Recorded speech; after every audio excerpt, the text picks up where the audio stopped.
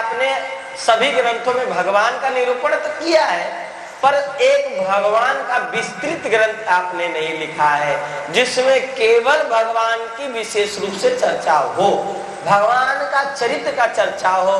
का ठीक कौन सा ग्रंथ लिखा जाए? तो श्रीमद् भागवत ग्रंथ का नारद जी ने जो 4 श्लोक थे, उसी 4 श्लोक का उपदेश किया है वेद व्यास, और नारद जी गुरु बने हैं और वेद व्यास जी चेला बने हैं।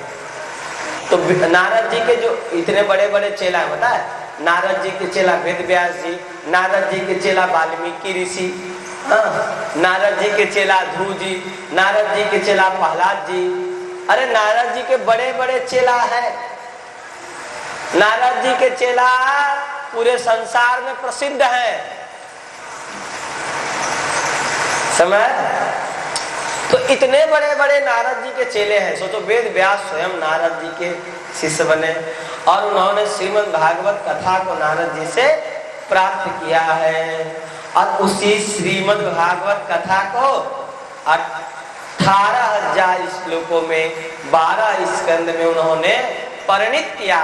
और हम सभी को, सुखदेव जी को पहले, उसके बाद पढ़ाया सुखदेव जी को। लिखा है यम प्रभजंत मनुपेत तम पेत कृत्यम, जैसे ही सुखदेव जी जन्मे, यम प्रभजंत, प्रभजंत का मतलब जंगल में चले गए, ठीक है।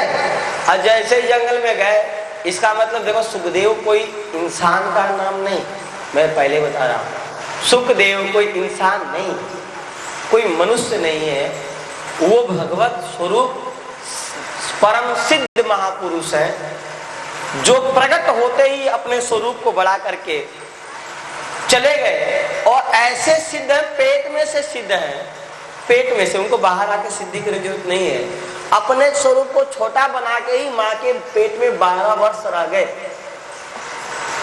ऐसे एकमात्र महापुरुष है, वो पेट से बाहर निकल ही नहीं रहे थे। वेद व्यास जी ने कहा निकलो बेटा, 12 साल हो गए, अब तुम बढ़ भी नहीं रहे हो कि माँ को दुख हो, प्रसव पवन। अच्छा, सिद्ध कैसे थे कि जब तक चाहे तब तक माँ के पेट में रह सकते थे, ऐसे सिद्ध थे।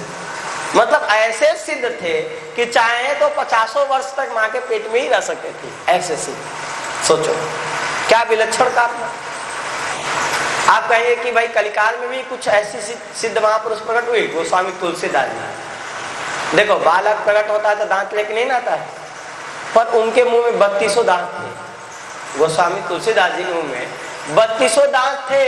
इसका मतलब जो ये कथा है, ये कलिकाल का प्रमाणित है गोस्वामी जी का, ये तो दूसरे युग का कथा है, इसमें आपको संशय हो सकता है, पर गोस्वामी तुलसीदास जी कथा में संशय नहीं होगा, क्योंकि ये बहुत सारे लोगों ने देखा है इसको। कहने का अर्थ क्या है महाराज, ध्यान से आप सुनिए। जैसे ही 12 वर्ष के प्रकट हुए, एक शर्त पर प्रकट हुए कि जब भगवान कहेंगे तब प्रकट होंगे। भगवान मायाधिपति श्री कृष्ण ने कहा निकलो गर्भ से, मैं तुमको कह रहा हूँ, तुम्हारा स्मरण करके लोग तर जाएंगे, तुम्हें माया नहीं सताएगी। और जब माया नहीं सताने का विलासा मतलब बर दिया, तब निकले, और निकलते ही जंगल में चले गए।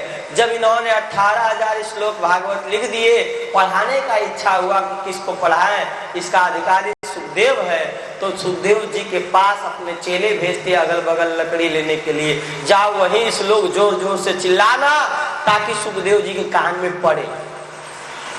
ऐसे परमहंस चक्र चूड़ामणि सुखदेव जी अपने ध्यान में बैठकर भागवत का श्लोक सुने तो उनका ध्यान छूट गया, और भागवत के श्लोकों ने उनको अपने बस में कर लिया। निगुण उपासक थे, निगुण उपासक के बाद वो सगुण उपासक हो गए। देखो निर्गुण उपासक भी सगुण उपासना के लिए ललायत देखे जाते हैं, पर जो भगवान के सगुण उपासक हैं वो कभी निर्गुण उपासना के लिए ललायत नहीं देखे जाते। ध्यान दो, निर्गुण और सगुण में अंतर बता रहे हैं। दो उपासक हैं, एक सगुण उपासक यानी भगवान राम कृष्ण के उपासक, एक निर्गुण जो सब जगह है, कोई रूप नहीं, कोई नाम नहीं, कोई व्यवहार नहीं, ऐसे उपासना चलती है। तो निगुण उपासक को सगुण उपासक बनते देखा गया है, पर राम कृष्ण के भक्तों को कभी निर्गुण उपासक बनते नहीं देखा गया। इसीलिए यहाँ सुखदेव जी निर्गुण उपासक से सगुण उपासक हो गए। जैसे जनक जी महाराज राम जी को देखते हैं तो कहते हैं कि इन्हीं बिलोकत अति अनुरागा, बरबस ब्रह्म सुखाई मन त्यागा। इनको देखने मात्र से मेरा मन जो है बरबस खींच गया भगवान के तरफ। ठीक है, सुखदेव जी वही आए और 18,000 श्लोक का पठन पाठन की। तो आप लोग बैठे हैं तो एक भजन आप लोग कह लीजिए। नहीं, हम तो गाएंगे, अगर हमारा भजन गाना अच्छा लगता हो तो गाएंगे। मैं गवैया वैया नहीं हूँ, ऐसे मौज में कुछ गा दिया, अच्छा लगे तब गाएंगे, नहीं तो ये बालक लोग गाएंगे। ठीक है, हाँ हम व्यास हैं, गवैया नहीं। हाँ ऐसे मस्ती में कुछ गा देते हैं, संतों का मस्ती है, कबीरदास तुलसीदास मीराबाई जी गा देते हैं।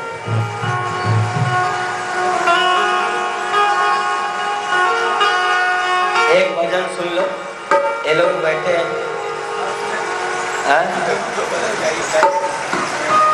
हाँ बीच बीच में होना चाहिए। देखो यार तो संगीत नहीं मंगाना चाहिए था, हम मंगाए तो भाई बीच बीच में होना चाहिए। करो